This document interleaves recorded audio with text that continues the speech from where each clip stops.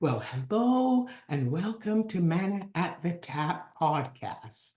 I'm your host, Gloria, and I'll be chatting with Jennifer, my co host, after a short presentation of the lectionary text, John 8, verses 12 to 20, for today. We are in the middle of the fourth week of Lent, and it is Wednesday, March the 13th, 2024. Jennifer, you know there are four gospels that tell the stories about the life and times of Jesus.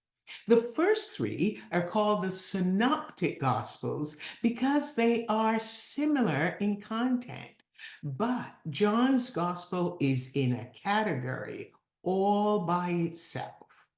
In chapter 1 of John's Gospel, we have the prologue, the introductory section of the book.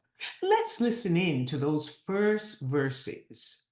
The Word was first, the Word present to God, God present to the Word. The Word was God in readiness for God from day one. What came into existence was in distance was life, and the life was light to live by. John the Baptist was here to show the way to the light. And so Jesus takes us way beyond the nativity scene, all the way back to the beginning of time. Jesus was here to move us from the darkness of true life and light. As we place the lectionary reading in its context, it is the Festival of Tabernacles. This was a one-week event commemorating the 40-year journey of the Israelites in the wilderness.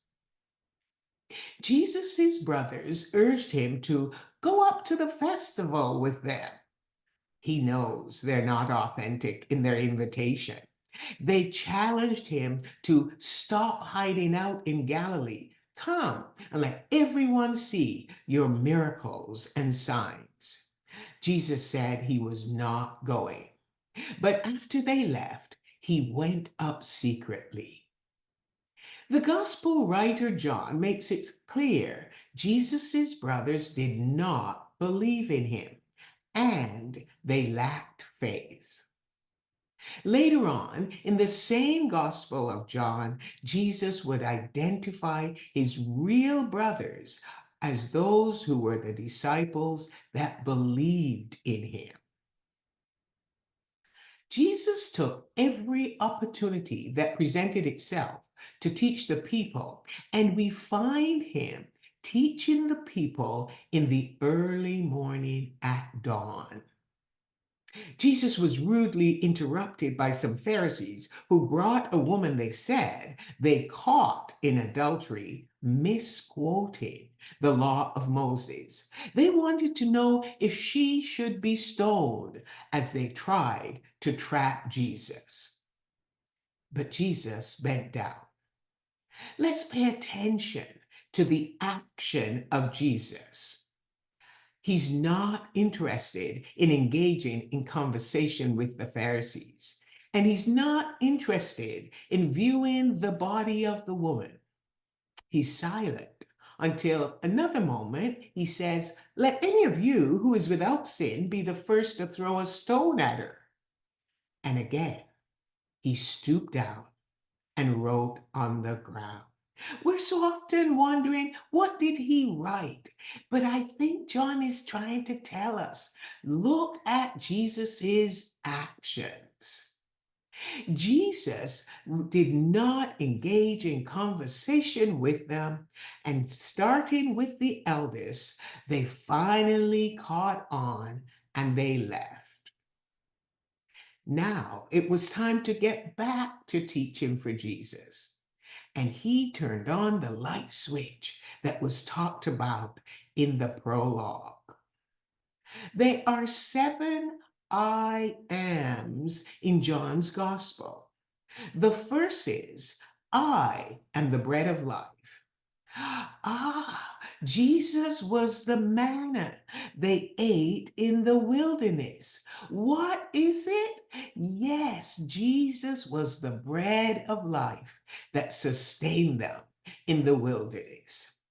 Our lectionary text today is the second of the second seven I ams. Jesus said, He is the light of the world. To follow Jesus is to walk out of the darkness. I think the religious leaders got it. It was dawn, and Jesus is saying, I am the light of the world. The religious leaders ended up in a dispute among themselves as they accused Jesus of being his own witness. But light bears witness to itself. And the only people who cannot see the light are the blind. To follow Jesus means one has to believe in him and trust him. And this will lead to life and light.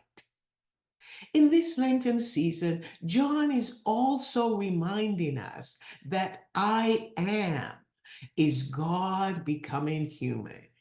And when Jesus goes to the cross, it is God that goes to the cross with him. Jesus is both divine and human. The light that we see today is Jesus was the manna they ate in the wilderness. Jesus is the light that will lead us out of darkness, and we can follow him. We no longer need to walk in darkness because Jesus is the light of the world and he is our life and our life. There we go, Jennifer.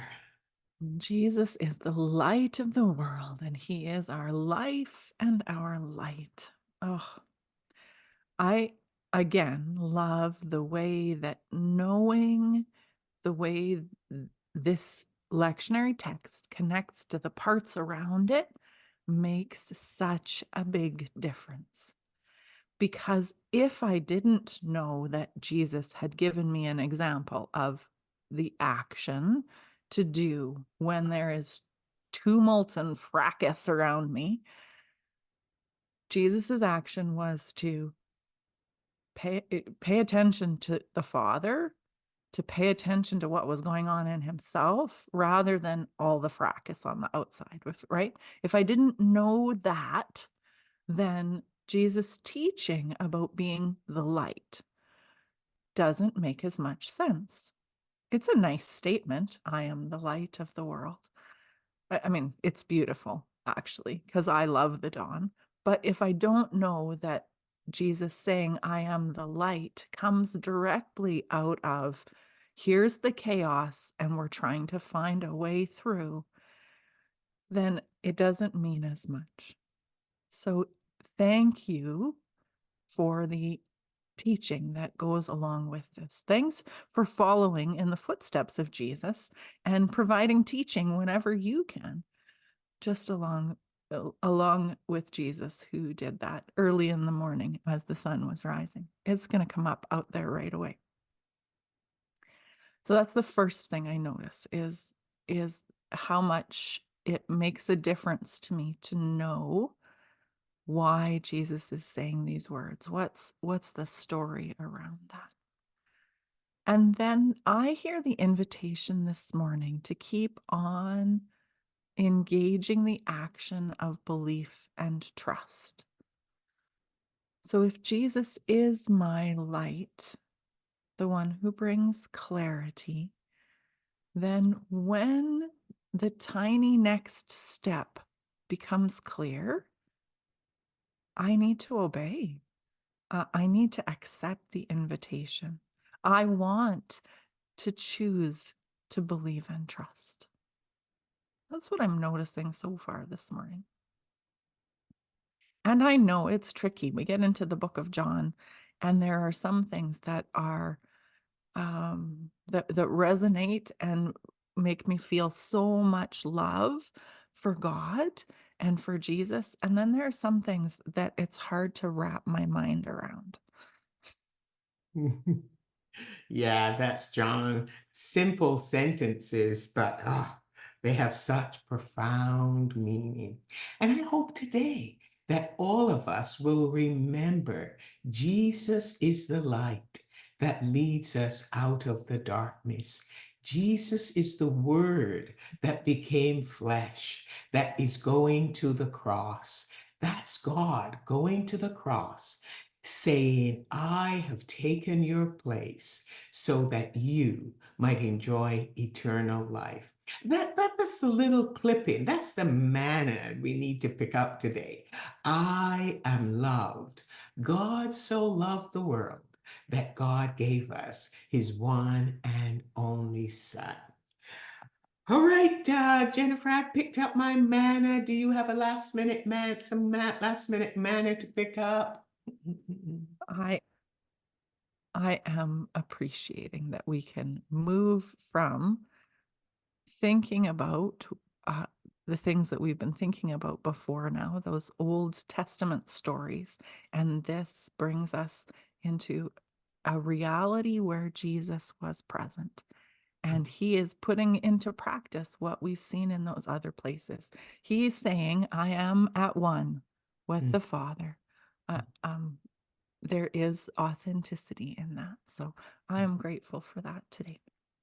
And I'm grateful for our podcast watchers and listeners that you've been with us today, too. Thanks for making it this far. And I hope that you will join us again tomorrow for another installment of Manna at the Tap. And would you take a moment to let us know in the comments what you are noticing as you read this little bit from John and as you take some manna for yourself? Because Jesus himself is the manna that we eat each day. It gives us nourishment and food. I hope you have a great day. Talk to you soon.